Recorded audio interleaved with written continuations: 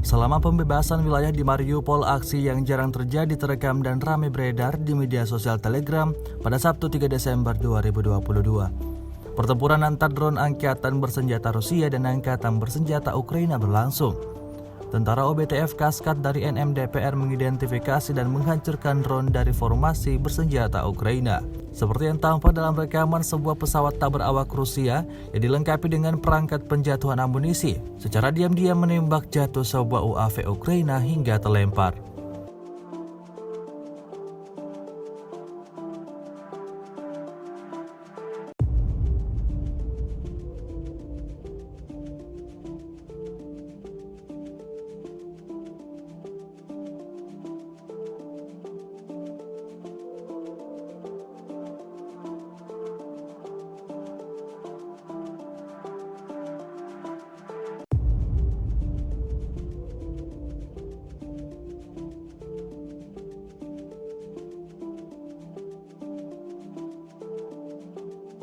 Rusia melaporkan secara total 336 pesawat Ukraina, 177 helikopter, 2.599 kendaraan udara tak berawak, 391 sistem rudal anti pesawat dieliminir sejak awal operasi khusus.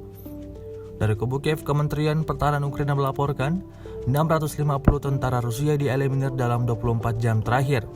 Total 90.090 prajurit Federasi Rusia meninggal sejak awal konflik hingga hari ke-283.